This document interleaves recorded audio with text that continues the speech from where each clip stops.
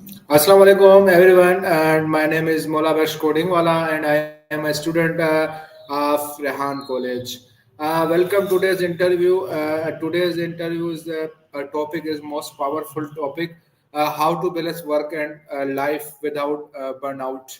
In today's fast-paced world, it's easy to get lost in work and forget about personal health, relationships, and hobbies. But burnout can affect your health, happiness, and productivity. To help us navigate this topic, we have Sesame Maya with us today. Thank you, Maya, for joining us. Wait a minute, guys.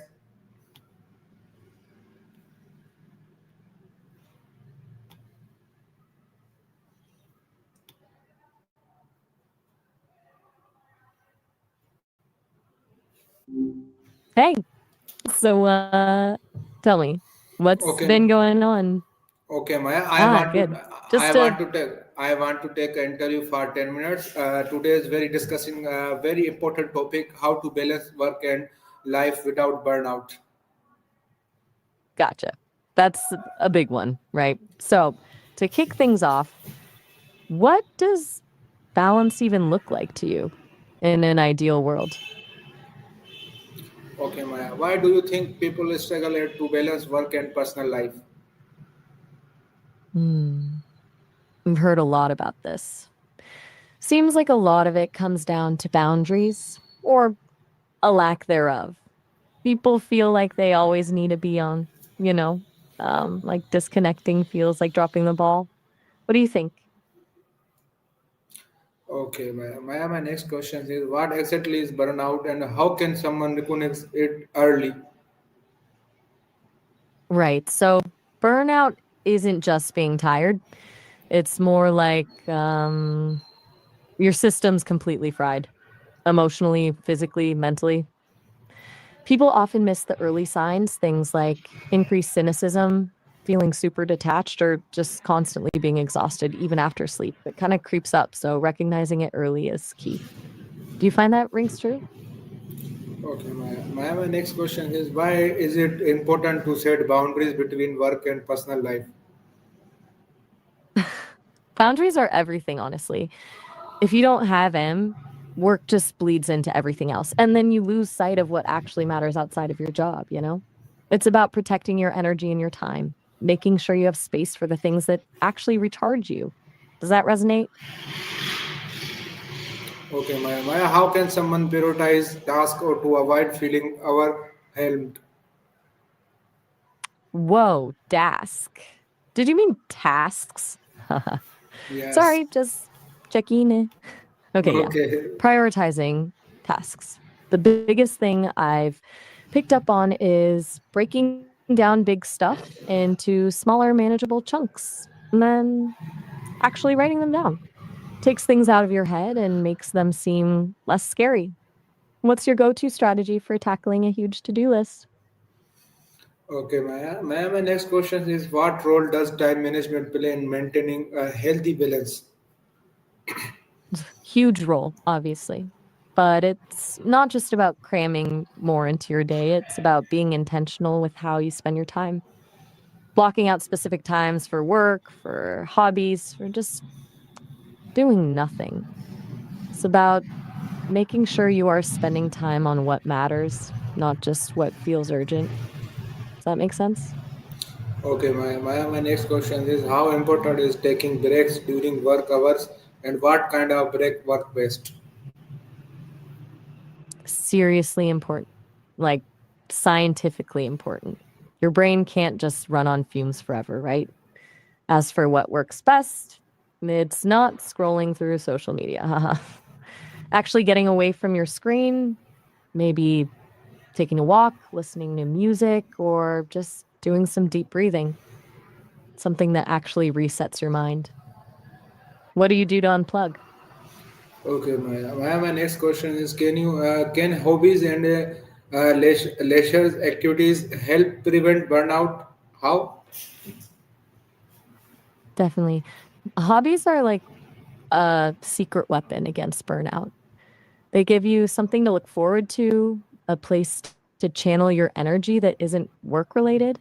and a sense of accomplishment that's completely separate from your job.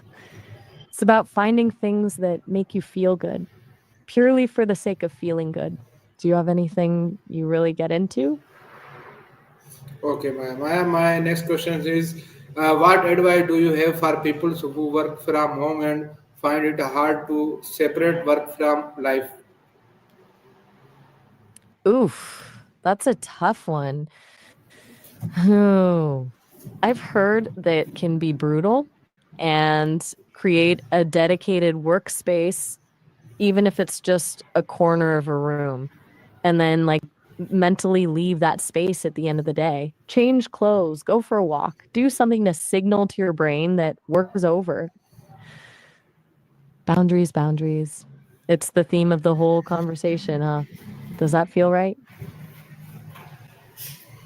Okay, my next question is, how can technology like smartphone and social media affect work-life balance? Ugh, technology. A double-edged sword, right? Makes work accessible 24/7, which is not ideal. Social media can be a time suck, and also it's then creates this pressure to like always be on and presenting a perfect life. It's about being mindful of how you're using it and setting limits, I guess. Easier said than done, though. Do you ever feel that pull? Okay, my next question is, what habits or routines can help maintain consistency, energy, and focus without overworking? Okay. First of all, it's Maya, and no worries. I get the slip up. As for habits, consistent sleep schedule is huge, even on weekends. Regular exercise, and honestly, scheduling downtime. Like literally putting do nothing on your calendar.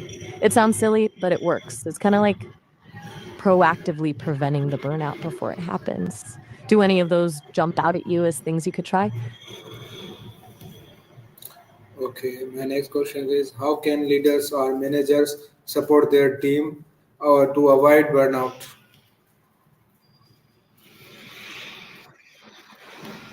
That's a good one. Leaders need to model healthy behavior themselves, right? Like not sending emails at midnight, encouraging employees to actually take their vacation time, and just checking in, genuinely asking how people are doing and listening, creating a culture where it's okay to say no or ask for help. It's not just about productivity, it's about taking care of people. Do you think that makes a difference? Okay.